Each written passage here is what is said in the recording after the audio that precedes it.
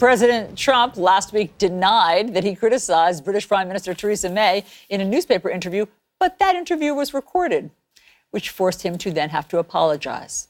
That's a blunder that a former White House stenographer says could have been avoided if only the president allowed records of his meetings to be recorded. Beck Dorey-Stein is the stenographer. She worked under President Obama before resigning in the first months of the Trump administration. She shares her story in her newly released memoir called From the Corner of the Oval. Beck, that is a great title. Number one. Thank you. And number two, you have a great story. So just explain to us how that embarrassment with Theresa May could have been avoided if a stenographer had been present? If a stenographer had been present, or if the stenographer was present, President Trump could have just said, hey, check the transcript. This is exactly what I said. During the Obama administration, President Obama would always just say, check the transcript. There's context. Explain all of this. Explain what you had a fascinating job, okay, that you were always in the corner of the Oval. So you were unobtrusive, but you were recording everything. And explain before President Trump, historically, why that was so important and how, for instance, President Obama used you. Sure. So White House stenographers are basically the first line of defense against the press to make sure a reporter doesn't exit the Oval Office and misquote the president.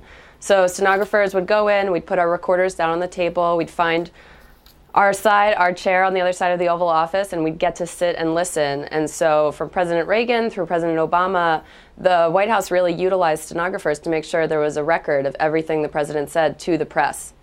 And is it just for the press? Are stenographers just there as that check and balance on the press, or are stenographers present for all Oval Office meetings? Not all Oval Office meetings, because we did want the president to be able to speak to other heads of state with a sense of honesty and not having to have everything on the record. There needed to be some sense of, like, this is just between us. But at the same time, President Obama was really good at not speaking on the record unless he was speaking on the record. Whereas President Trump likes to say, oh, this was off the record, or there's no recording of this, or we record everything. He's just constantly going back and forth, backtracking. So then what happened when President Trump took office and you were still a White House stenographer? And then how did things change? Well, President Trump, we quickly learned, does not like microphones near his face, which is difficult because as a stenographer, we often had to do that. And so his White House and his press office often didn't include us in meetings with the press. So his first interview, there was no stenographer present.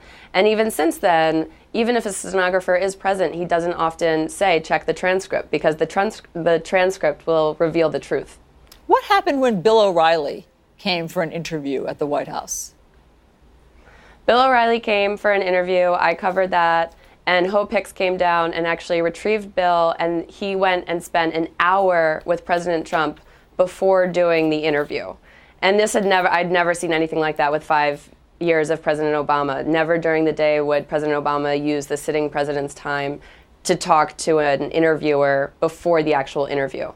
And it defeats the whole purpose of you being a stenographer. If they're going to go behind closed doors and have this entire meeting, then what's the point of ever recording it for posterity?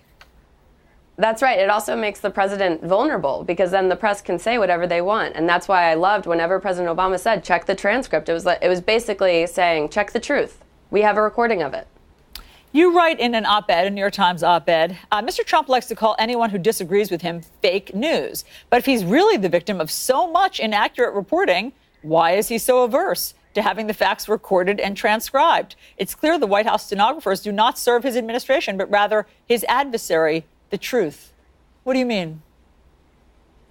I mean, if President Trump was really interested in fighting fake news, he would have a stenographer present and also would have that transcript ready to go and say, hey, here's this. We have the transcript. We can just refer to that. And that would quickly shut down any accusations about fake news. Instead, he leaves himself vulnerable to it by having off-the-record interviews with Bill O'Reilly and then having a recording about talking about Theresa May and then disputing it later.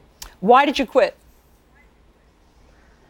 I quit because I couldn't be proud of where I worked anymore. I was so proud to serve under the Obama administration, and I felt like President Trump was lying to the American people and also not even trying to lie, like not even trying to tell the truth. He wasn't even going the extra mile to have the stenographers in the room.